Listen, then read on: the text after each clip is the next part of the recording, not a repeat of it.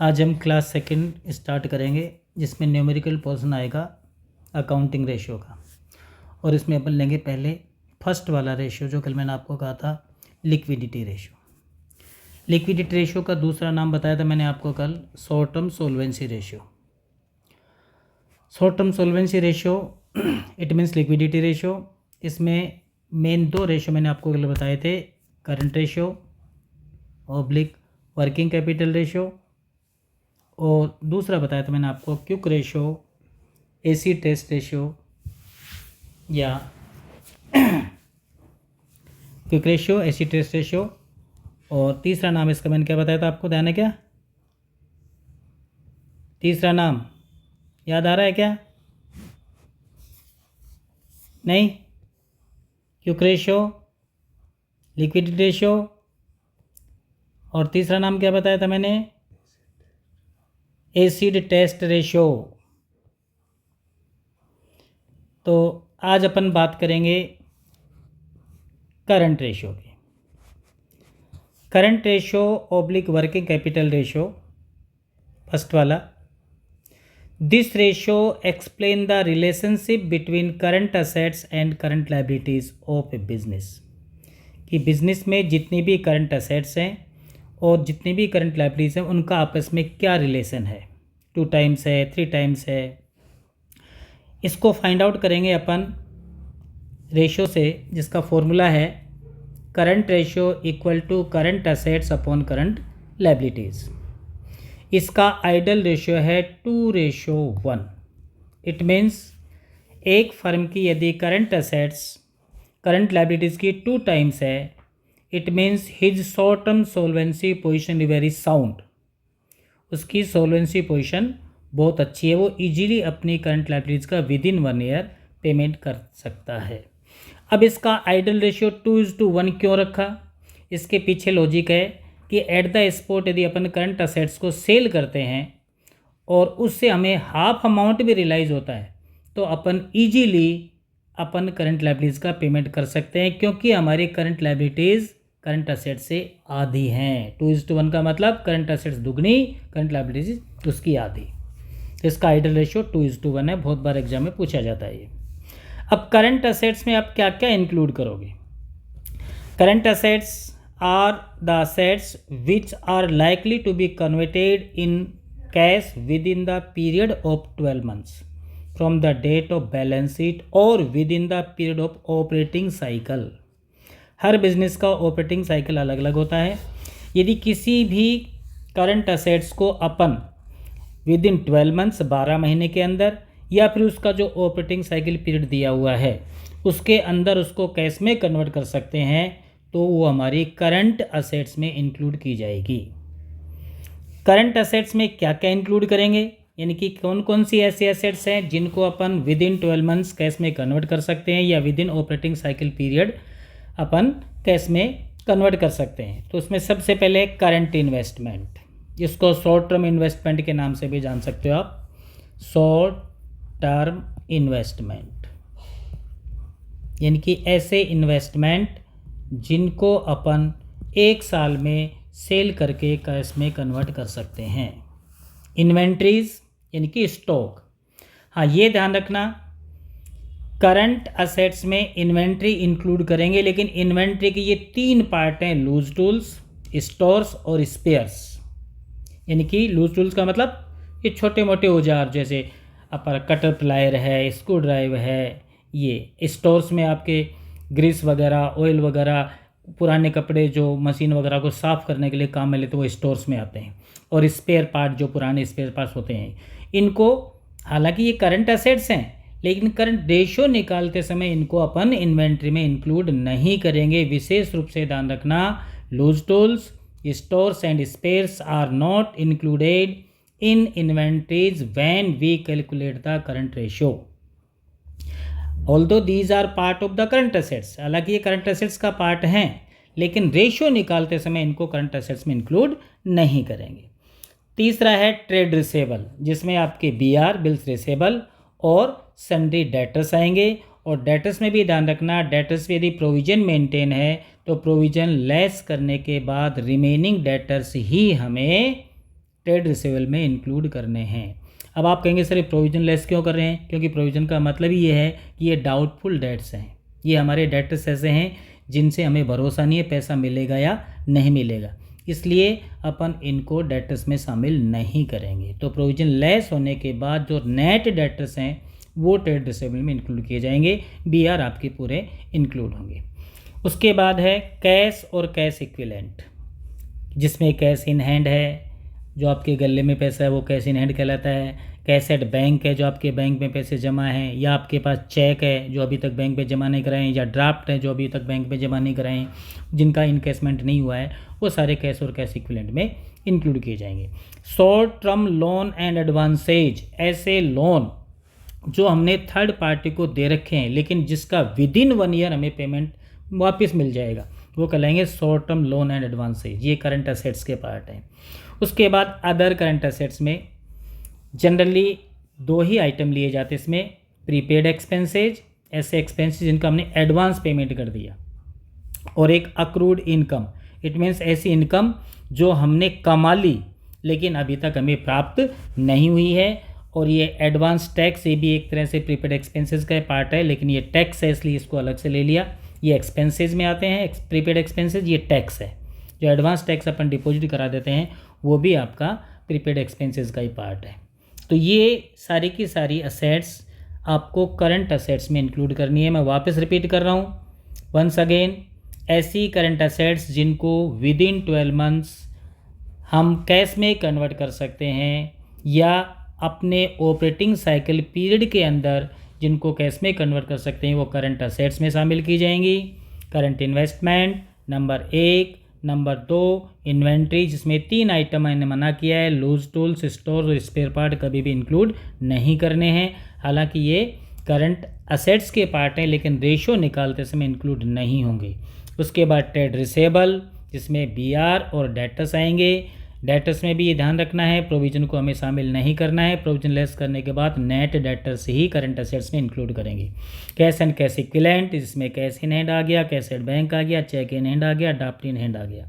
Short term loan advance तो अपने third party को दे रखे हैं जिनका हमें विद इन 1 ईयर पेमेंट मिल जाएगा।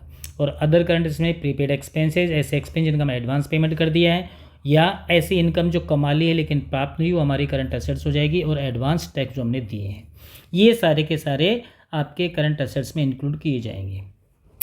अब करंट असेट्स में मैंने आपको पहले भी कह दिया था, फिर भी मैंने नीचे नोट करके लिख दिया है कि इन चीज़ को अपन एक्सक्लूड करेंगे। लूज टूल्स है, स्टोर्स है, स्पेयर पार्ट है, प्रोविजन फॉर डाउटफुल डेट्स है। अब आते हैं, बात करते हैं करंट लायबिलिटीज़ की। करंट लायबिलिटीज़ में वही कंसेप्ट थ्योरी यहाँ पर अप्लाई होगी। ऐसी लायबिलिटी जिनका विद इन 12 मंथ्स हम पेमेंट कर देंगे, या हमारा ऑपरेटिंग साइकिल पीरियड है उसमें जिन लायबिलिटीज़ का पेमेंट किया जाएगा वो करंट लायबिलिटीज़ में इंक्लूड होंगी। इसमें कौन कौन से आइटम आएंगे? Current liabilities included the following liabilities. Number 1, short term borrowings including bank और ड्राफ्ट, जो हमने बैंक से OD ले रखा है और ड्राफ्ट ले रखा है, वो भी शॉर्ट टर्म बोरोइंग्स का part. Short term borrowings means ऐसे लोन जो हमने केवल 1 साल के लिए लिए हैं, जिनका हम विद इन 1 ईयर या ऑपरेटिंग साइकिल पीरियड में ही पेमेंट कर देंगे, वो शॉर्ट टर्म बोरोइंग्स में आएंगे।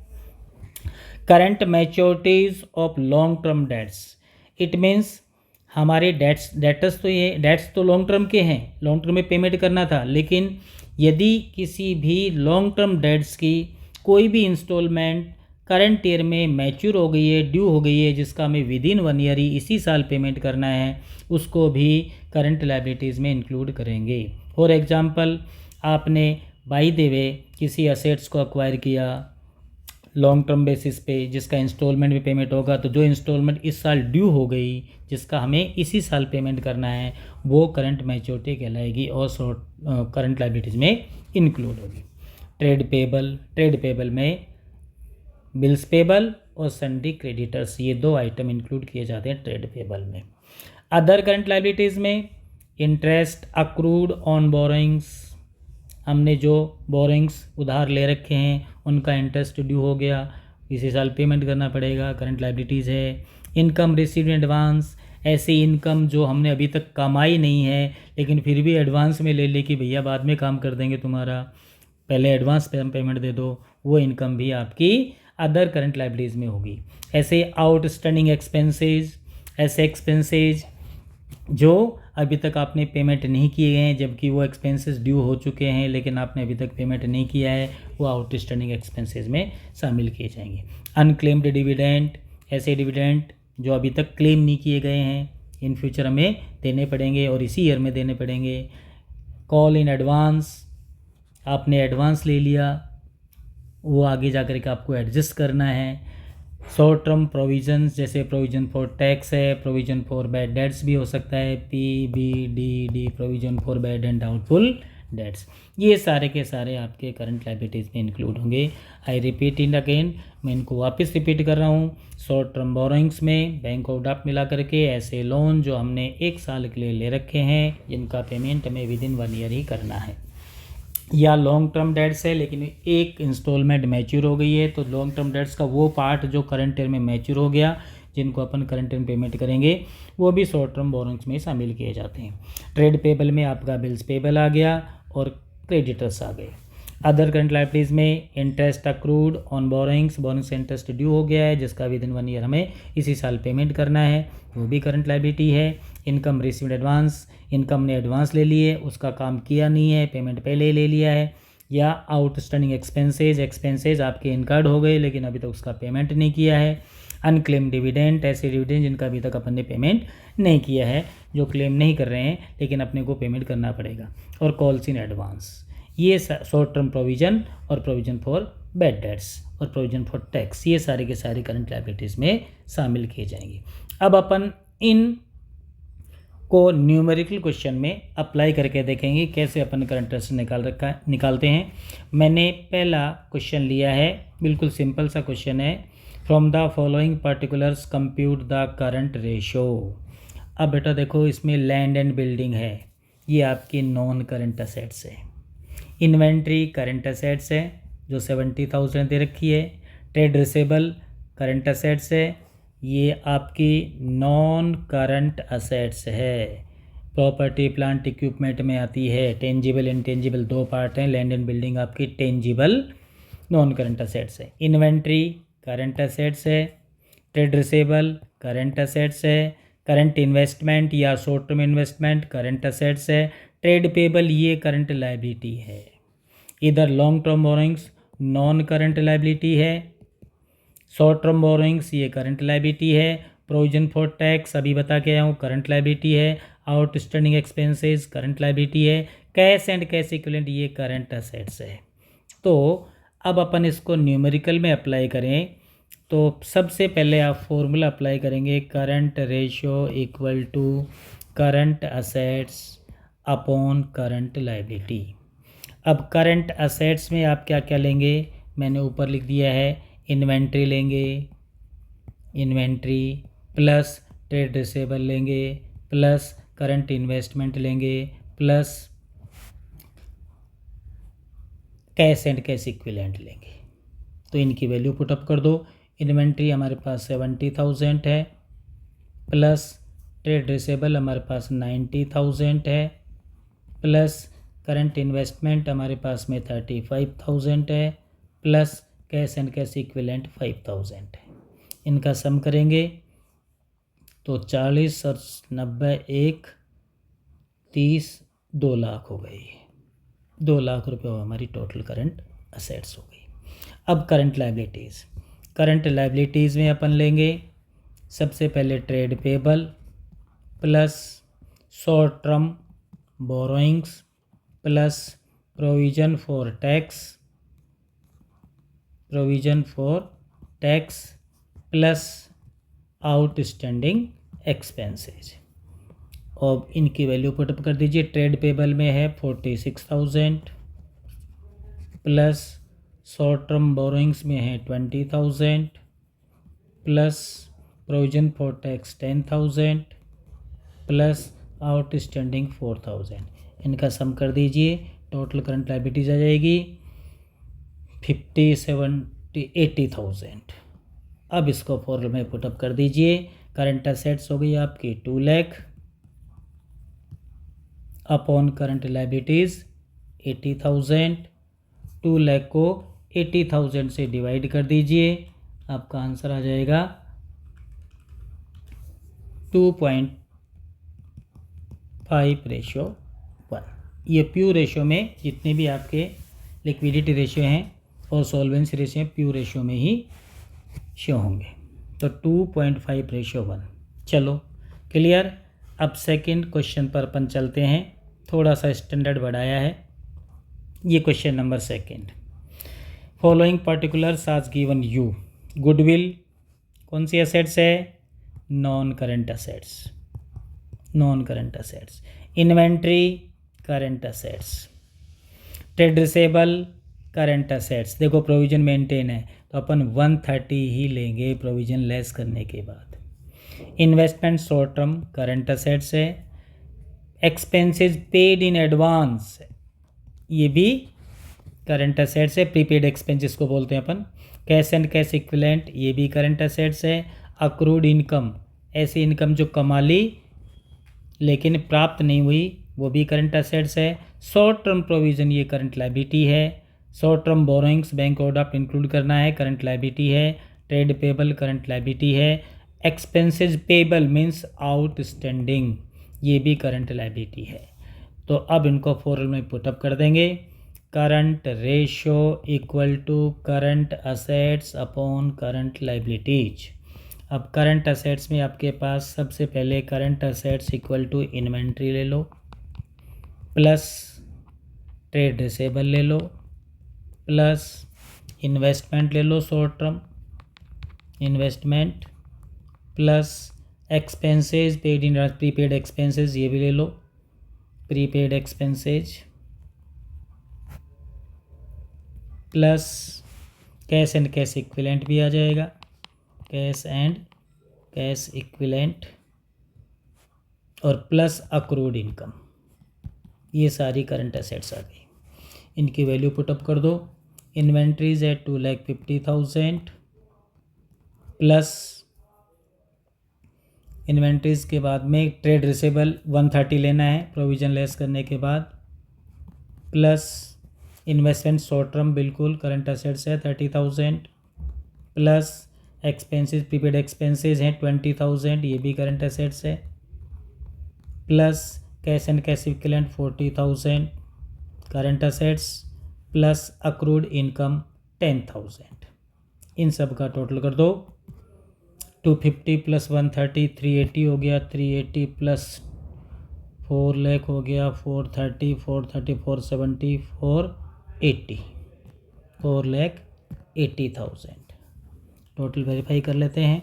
2,50,000 plus 1,30,000 plus 30,000 plus 20,000 plus 40,000 plus 10,000 equal to 4,80,000। अब नीचे ले लेते हैं current liabilities. Current liabilities equal to current liabilities में लेंगे अपन सबसे पहले short term provision, short term provision plus short term borrowings, short term borrowings plus trade payable, trade payable plus outstanding expenses. इनकी वैल्यू पुटअप कर दो। Short term provision हो गया आपका 20,000 प्लस शॉर्ट टर्म बोरिंग्स हो गया 30,000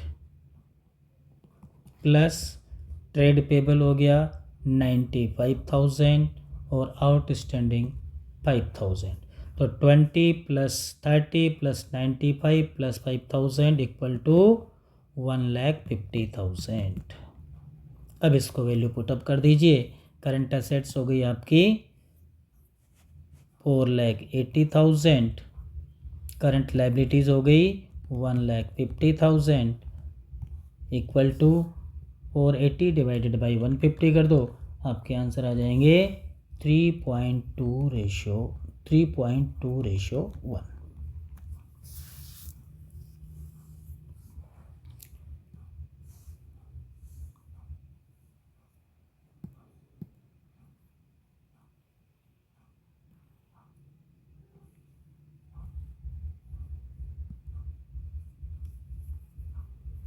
ओके। चलो next question और लेते हैं, थोड़ा स्टैंडर्ड और बढ़ाते हैं। Question number 3, current ratio of a company is 2:1। State giving reason which of the following suggestion would improve the ratio, which would reduce it and which would not change it. It means आपको एक idol ratio दे रखा है, current ratio का जैसे मैंने बताया था 2:1 है। तो इस आइडल रेशियो को बेस मान करके कुछ केसेस दिए गए हैं नीचे कि उन केसेस को अप्लाई करने के बाद इस रेशियो में आपका ये करंट रेशियो इंक्रीज होगा, डिक्रीज होगा, या no change as it is रहेगा, नो अल्टर होगा, वो आपको फाइंड आउट करना है। तो देखो इस क्वेश्चन को कैसे सोल्व करेंगे। तो आपके पास करंट रेशियो गिवन है 2:1। It means current ratio equal to current assets upon current liabilities. ये 2:1 का मतलब 2 हमारी करंट असेट्स है, 1 हमारी करंट लाइबिलिटी। अब इसको फिगर सपोज कर लीजिए, suppose current assets equal to 2 lakh है और करंट लाइबिलिटीज़ हमारी 1 लाख है। हो गया रेशियो 2:1। अब फर्स्ट केस जो दे रखा है इसमें purchase of goods on credit, current assets आपकी 2 लाख रुपए है अपॉन करंट लाइबिलिटीज़ 1 लाख रुपए है। अब आप गुड्स परचेज करेंगे क्रेडिट में, तो इसका क्या इफेक्ट होगा, इससे आपकी इन्वेंट्री बढ़ेगी। फॉर एग्जांपल 50,000 का गुड्स अपन ने और परचेज कर लिया, इन्वेंट्री बढ़ गई, लेकिन आपने परचेज किया है क्रेडिट में, तो इससे आपकी क्रेडिटर्स भी बढ़ेंगे जो ट्रेड पेबल में आएंगे, तो आपकी करंट लाइबिलिटी भी 50,000 से बढ़ गई। तो अब इसका 250 हो गया करंट असेट्स और 150 हो गया करंट लाइबिलिटी। तो 250 divided by 150 equal to ratio आ रहा है 1.67:1, जबकि पहले कितना था 2:1। तो इसका आंसर आएगा रिड्यूस, आपका रेशियो डिक्रीज होगा इस केस को अप्लाई करने से। सेकेंड केस अप्लाई करके देख लो। सेकेंड केस में purchase of goods against cheque, आपने गुड्स परचेज किया तो वही आपके पास current assets upon current liabilities, current assets है 2 लाख और करंट लाइबिलिटीज़ है 1 लाख। अब वही 50,000 का आप अब की बार गुड्स परचेज करेंगे लेकिन चेक से पेमेंट देंगे, तो आपके पास इन्वेंट्री आ गई 50,000 की, लेकिन जैसे ही आप चेक से पेमेंट करेंगे आपका बैंक बैलेंस कम हो जाएगा, तो आपकी बैंक बैलेंस भी करंट असेट्स में इंक्लूड करते हैं। तो जितना आपने इन्वेंट्री बढ़ाया उतना ही आपका बैंक बैलेंस कम हो गया, नीचे कुछ चेंज होगा नहीं करंट लाइबिलिटीज़ में, तो आपका रेशियो एज इट इज़ रहेगा 2 lakh plus 50,000 minus 50,000 equal to 2 lakh upon 1 lakh. It means no change, वही 2:1 आ रहा है। तो सेकेंड का आंसर हो गया no change. Third case, sale of goods costing 50,000 for 60,000 on credit. Third case में आपने गुड्स सेल किया है 50,000 का, 60,000 भी क्रेडिट, तो थर्ड केस ले लीजिए। वही आपके पास करंट असेट्स अपन करंट लाइबिलिटीज़, 2 लाख की करंट असेट्स अपन ने सपोज की थी, 1 लाख की करंट लाइबिलिटी सपोज की थी। अब आपने ये सेल कर दिया गुड्स 50,000 का 60 में क्रेडिट में, तो 50,000 की आपके पास इन्वेंट्री कम हो गई, लेकिन 60,000 के डेटर्स आपके इंक्रीज हो गई क्योंकि आपने क्रेडिट में सेल किया है। तो यहाँ पर करंट एसेट्स हो गई 2,10,000 अपॉन 1 लाख, तो रेशियो हो गया 2.1:1। ये आपका इम्प्रूव हो गया, इंक्रीज हो गया, इंक्रीज हो गया। केस फोर्थ केस में आ जाओ। फोर्थ केस हमें बता रहा है to sale of non current assets a slight loss. आप किसी भी नॉन करंट असेट्स को सेल करेंगे स्लाइट लॉस पर। फॉर एग्जांपल वही आपके पास एग्जांपल कंटिन्यू चल रहा है, करंट असेट्स 2 लाख है, करंट लायबिलिटीज़ 1 लाख है। अब आपने असेट्स को सेल किया है, sale of non current assets है और स्लाइट लॉस। फॉर एग्जांपल आपके पास में कोई 50,000 रुपये का फर्नीचर था, कितने का फर्नीचर, नॉन करंट असेट्स होगी 50,000 का, स्लाइट लॉस का मतलब आपने उसको 48,000 में सेल कर दिया या 49,500 में सेल कर, स्लाइट लॉस, थोड़ा सा लॉस हुआ है। तो 48 में सेल करोगे तो आपके पास में एक फर्नीचर जाएगा जिसका कोई इफेक्ट नहीं होगा करंट एसेट्स पर न करंट लायबिलिटी। लेकिन जो आपने सेल किया है 48 में, इससे आपका बैंक बैलेंस या कैश बैलेंस बढ़ेगा तो करंट एसेट्स आपकी प्लस हो जाएगी। तो करंट एसेट्स हो गई 2,48,000, current liabilities as it is रहेगी, तो रेशो हो जाएगा कितना हो गया रेशो 2.48:1। इसका मतलब ये भी इम्प्रूव होगा, बढ़ेगा, इंक्रीज हो गया। फिफ्थ केस में आ जाइए। To borrow money on a promissory note, आपने पैसा लिया है और उसके अगेंस्ट आपने बिल एक्सेप्ट कर लिया है, परमेसरी नोट एक्सेप्ट कर लिया है। तो पैसे लेंगे उधार तो बेटा आपके पास कैश बैलेंस बढ़ेगा, लेकिन बदले में आपने बीपी दे दिया तो करंट लायबिलिटीज़ भी इंक्रीज हो जाएगी। तो फिफ्थ केस में आपके पास में वही current assets upon current liabilities, 2 lakh की करंट असेट्स और 1 लाख की करंट लायबिलिटीज़। अब आपने लोन लिया, अमाउंट दी है ना इसमें, शायद नहीं दी, चलो वही 50,000 का एग्जांपल लेके चलते हैं अपन। तो 50,000 का आपने लोन ले लिया, कैश बैलेंस बढ़ गया आपके पास, लेकिन इसके अगेंस्ट आपने बीपी एक्सेप्ट कर लिया तो 50,000 का ट्रेड पेबल भी बढ़ जाएगा। तो करंट असेट्स हो गई 2,50,000 और करंट लायबिलिटीज हो गई 1,50,000। तो 2,50,000 डिवाइडेड बाई 1,50,000 इक्वल टू 1.67:1। इसका मतलब ये रिड्यूस हो गया, पहले 2:1 था ना, तो ये आपका डिक्रीज हो जाएगा रेशो। उसके बाद में number 6, to give promissory note to a creditors. एक क्रेडिटर्स को पेमेंट के बदले में हमने परमिसरी नोट दे दिया या बीपी दे दिया। अब इसका जनरल कॉमन यूज़ कीजिए बेटा, इस पर क्या इफेक्ट पड़ेगा। परमिसरी नोट अपन इशू करेंगे क्रेडिटर्स को, क्रेडिटर्स हमारी करंट लायबिलिटी है, अगेंस्ट परमिसरी नोट देंगे या बीपी देंगे वो भी करंट लायबिलिटी है, तो उधर से करंट लायबिलिटी कम हो जाएगी और उधर से आपका बीपी बढ़ जाएगा। तो करंट लायबिलिटी जितनी कम हुई उतनी ही करंट लायबिलिटी बढ़ गई, इट मीन्स नो चेंज आएगा। उसके बाद लास्ट पॉइंट है payment of declare dividend. Declare dividend का पेमेंट करोगे, डिक्लेयर डिविडेंड बेटा हमेशा करंट लायबिलिटी होती है, तो नीचे करंट लायबिलिटी कम हो जाएगी आपकी और पेमेंट कर दोगे तो फिर आपकी कैश और कैश इक्विवेलेंट में से कैश बैलेंस कम हो जाएगा। तो ऊपर भी आपके 50,000 माइनस हो गए, नीचे आपकी करंट लायबिलिटीज़ 50,000 माइनस हो गई, ऊपर भी माइनस नीचे भी माइनस, इसका मतलब ये रेशो इम्प्रूव होगा। Question number 4, calculate current ratio and liquid ratio from the followings. अब एक रेशो और बढ़ा दिया है मैंने, करंट के साथ में लिक्विड भी आ गया है। Cash and cash equivalent current assets है, ट्रेड रिसेबल करंट असेट्स है, inventories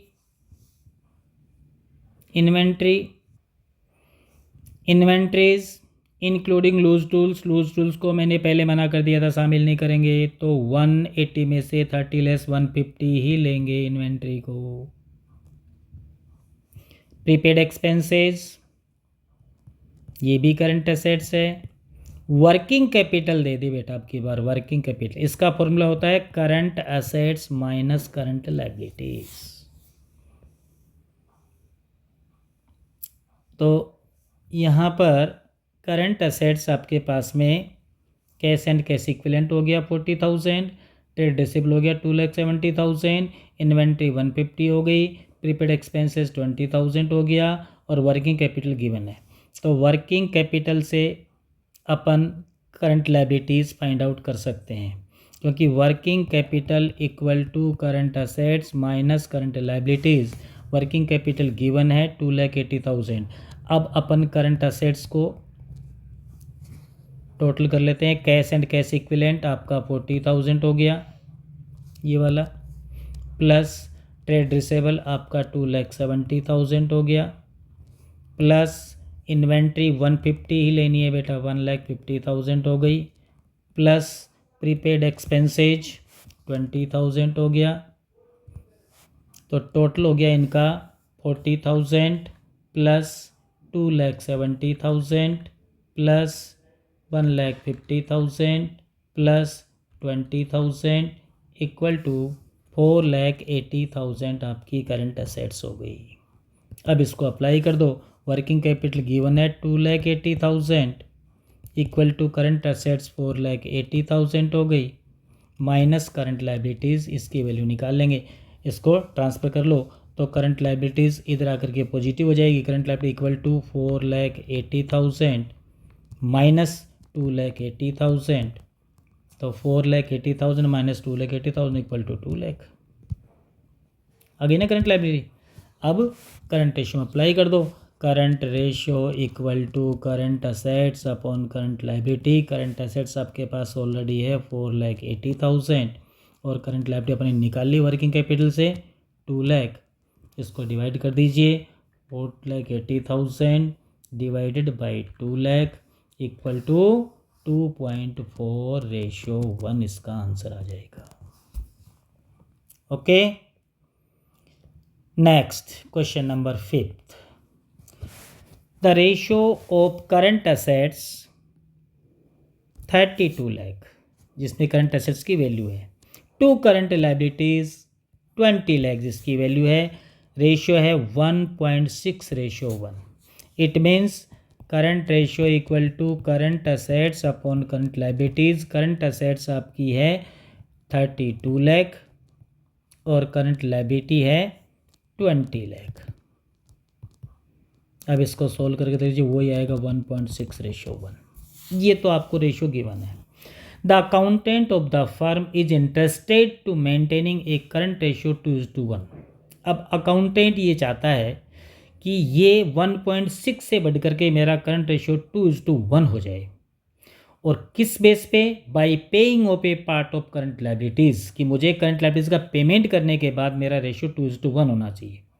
compute the amount of the current liabilities that should be paid so that the current ratio at level 2:1 be maintain. अब ये कह रहा है कि कितनी current liability का मैं पेमेंट करूं कि मेरा 2:1 आइडल रेशियो पे आ जाए। मेरा करंट रेशियो 1.6 था पहले, वो 2:1 पे आ जाए। तो इसके लिए अपन इस वैल्यू को ही पुटअप कर देंगे। तो करंट असेट्स आपकी है 32 लाख और करंट लाइबिलिटीज़ है आपकी 20 लाख। ओके, इससे आपका आइडल रेशियो आ रहा है 1.6:1। अब अपन क्या करते हैं, इस करंट रेशियो को 2:1 मेंटेन करना चाह रहा है। 2:1 equal to current assets 32 lakh और करंट लाइबिलिटी 20 लाख। अब एक्स मान लीजिए, करंट लाइबिलिटीज़ का एक्स पेमेंट करेंगे अपन ने पेमेंट अमाउंट को एक्स सपोज कर लिया। अब इसको सोल्व करेंगे तो इसको क्रॉस मल्टीप्लाई कर लो। 32 lakh minus X equal to 40 lakh minus 2x। इसको इससे इंटू कर दिया और इसको इससे इंटू कर दिया, इक्वल है ना बीच में, तो क्रॉस मल्टीप्लाई हो जाएगा। तो 20 लाख इंटू 2 40 लाख हो गया और minus x into 2 minus 2x हो गया। 1 से इंटू करेंगे 32 को 32 लाख हो गया, 1 को x से इंटू करेंगे माइनस से माइनस x हो गया। अब इसको ट्रांसफ़र कर लीजिए, तो ये माइनस एक्स है इक्वल टू, इसको इधर लेके आएंगे तो ये प्लस का हो जाएगा, प्लस 2x इक्वल टू इधर 40 लाख है माइनस 32 लाख। तो ये पॉजिटिव और ये negative, x equal to 40 lakh minus 32 lakh equal to 8 lakh. इनकी 8 लाख रुपए का पेमेंट करेंगे तो अपना रेशियो 2:1 हो। अब इसको अप्लाई करके देख लो। आपके पास पहले 32 लाख रुपए की करंट असेट्स थी, 20 लाख रुपए की करंट लाइबिलिटीज़ थी, इसमें से हमने माइनस कर दिए 8 लाख रुपए और यहाँ माइनस कर दिए 8 लाख रुपए। ये माइनस क्यों किए? क्योंकि करंट लायबिलिटी का पेमेंट करेंगे तो कैश बैलेंस कम हो जाएगा और इधर से आपकी करंट लायबिलिटी कम हो जाएगी।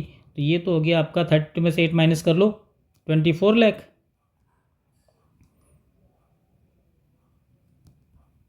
24 लाख अपॉन 20 में से 8 माइनस कर लो 12 लाख। तो 24 lakh upon 12 lakh equal to 2:1 हो गया ना टैली।